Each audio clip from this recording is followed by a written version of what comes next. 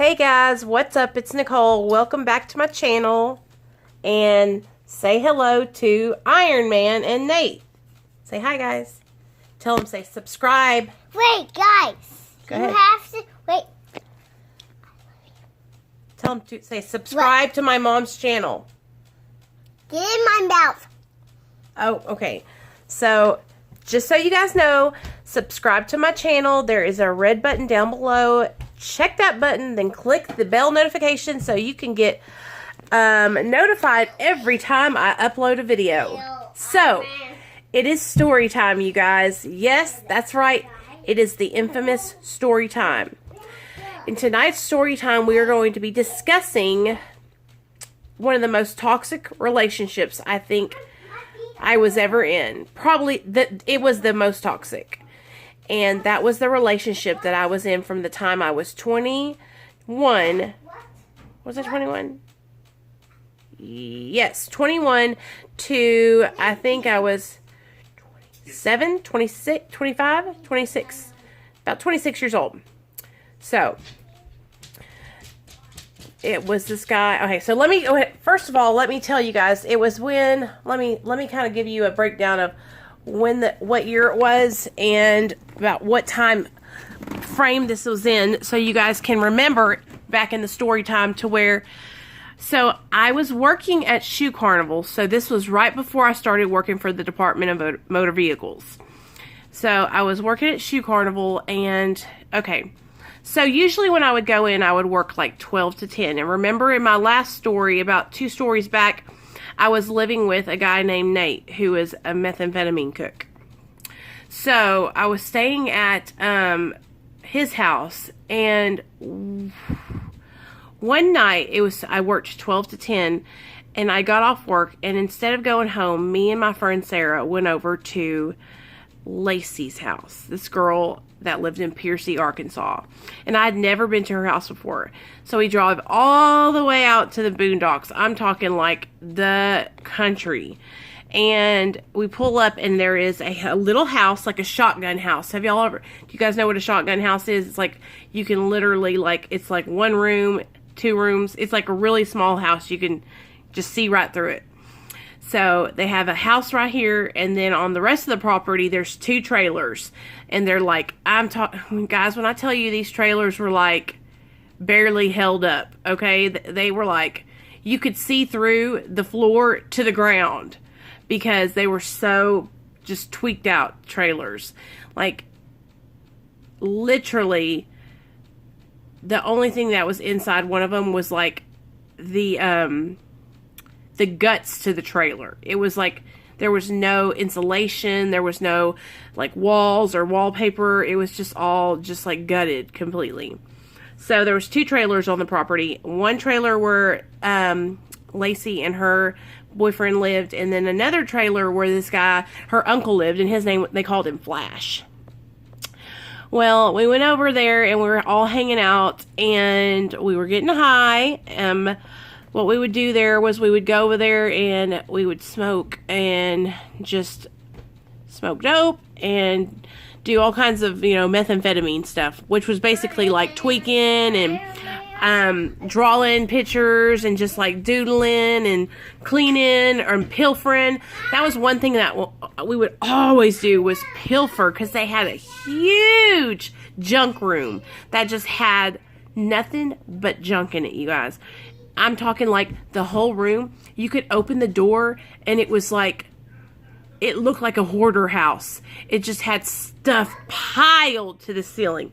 And what we would do was we would literally climb in there and just pilfer through all this stuff. Pilfer. Dad wants this Spider-Man pillow downstairs. Why? What's he doing? Laying on the bed? Yeah. Okay, go ahead. Thank you for letting me do my story time. Don't fall. Throw that down the stairs so you don't fall. Okay. Okay.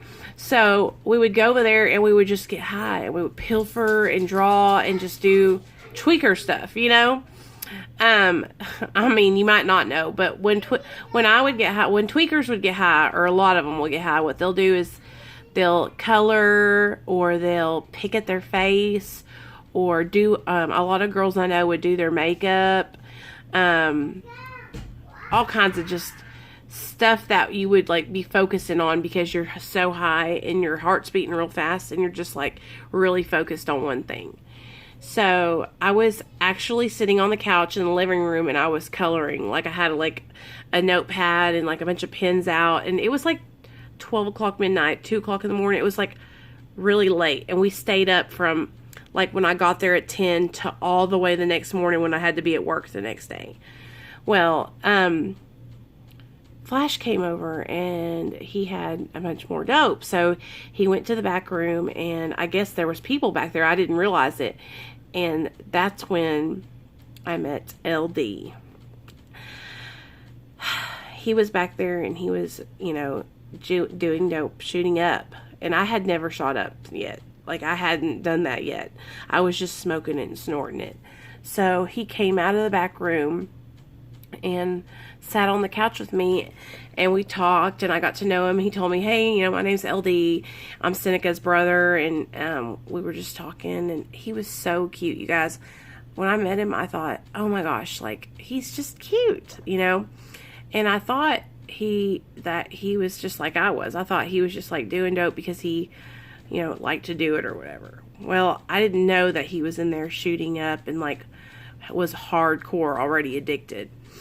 Well, that night I sent Flash over to talk to him because LD was like in another room, and told him to give him my number, and then I left. So he didn't call me the next day, and I didn't hear from him for like a week. And then one day, it was like a Thursday night, and I was at Shoe Carnival, and he called me, and he was like, hey, do you want to come hang out? And I was like, yeah. So I got off work, and I went and met him, and that's when I found out that he was homeless. And you guys, I don't know what it was about this guy, but like, I wanted to save him. I wanted to help him so bad, but I too was addicted. I was strung out on dope. But at this time, I was still able to like hold a job and like actually be a productive member of society. Like, so it was like I still had a little bit of myself going for me, you know? And so I should have left right then, but I didn't, you guys. And I would go, and he had nowhere to stay, and I couldn't take him to my parents' house, so we would sleep in my car, and we would just talk all night long and stay up and sleep in my car together, guys. Or we would go over to his sister's house and sleep on the couch. But I was homeless just so I could stay with this dude and like go around places with him. Well, the time passed, and it was about 6 months into our relationship, and Thanksgiving came up, and I had him over for Thanksgiving, and that's when I, you know, kind of told my parents what our situation was. And my mom and dad knew that I was getting high, and they knew that, you know, they weren't going to let me come live with them. And so my mom started helping me look for a place for us to live.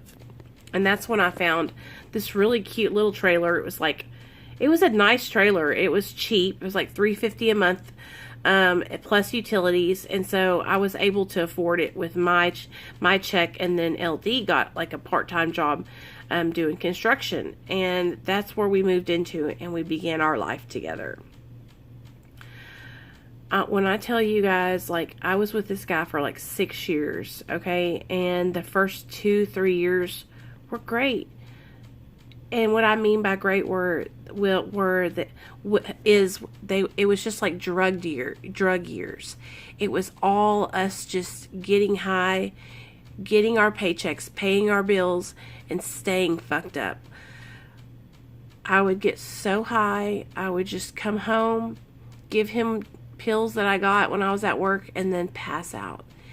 And he started to get really angry with me.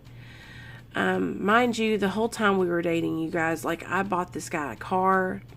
I put a roof over his head. I helped him pay off all of his fines so he wouldn't go back to prison because he was on felony probation. I was just like giving, and he was just taking. So I'm going to go into detail about some stuff, and I hope that you guys don't get upset, but this really needs to be talked about.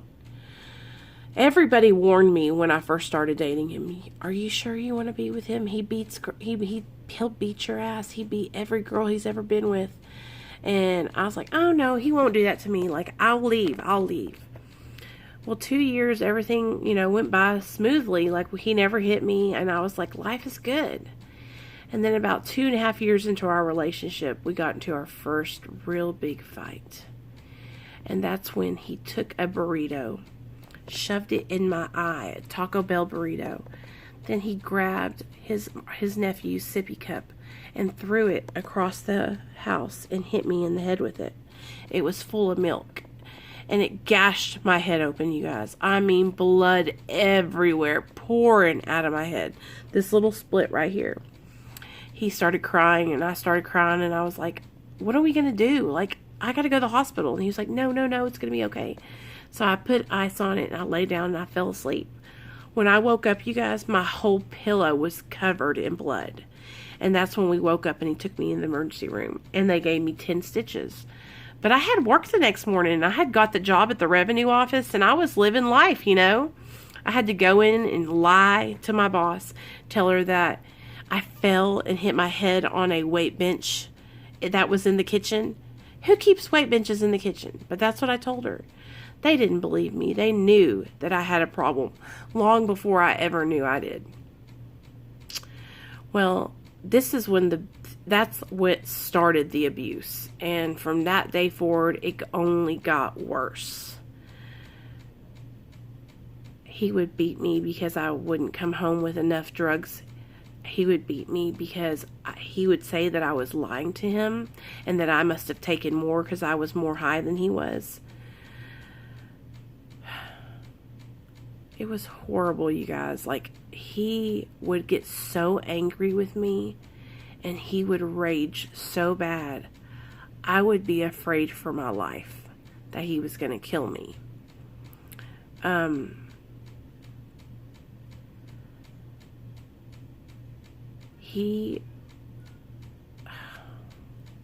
He would hit me in front of his family, in front of his dad. And it was like the way they were raised up, they didn't care. They weren't going to stop him. They weren't going to jump in and say, don't hurt her like that. Because they didn't care. They were all strung out on drugs. It was like a big white trash trailer park party all day, every day. Every day I would come home from work, and people would be in our house every single day. His sister, his brother, her kids, his kids, their kids. It was like all the time, you guys. And it was just like, I got used to just like having this life where it's like they were always there. And now that I look back on it, I see that they were just all taking advantage of me because I was able to help and provide things, and I had a good family that would help me, that would buy me a TV or help me with car payments. And it was just like so horrible. Well, I remember one night, about 5.5, 6 years into our relationship, he didn't come home. And he left me, you guys. He left me. He robbed me for all my diamond jewelry. And then he never came back. And I cried and I cried. Well, we tried to stay broken up, but I kept on trying to find him and go back to him because I was a battered woman, like I thought I needed him. And I went and stayed with him one night at his boss's house because his boss was letting him stay with him. And he beat me so bad that I was in the hospital for 3 days because he you guys should have seen my head. It was so big, it looked like a rhinoceros's head because he had punched me, and my head was just bouncing off the concrete in the carport. He's dead now. He died in a drunk driving accident. And I used to tell this story when I would talk about him, and I would cry, because I was so hurt because he would beat me and he would hurt me so bad. But it's like now I've gotten past that to where I used to feel like it was my fault. I used to feel like I deserved it. But now I know that he was sick. He was manipulating me. He played me. He knew I was a drug addict.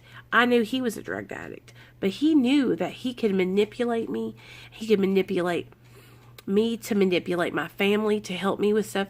This dude sucked me dry for everything I had, you guys. He hurt me so bad.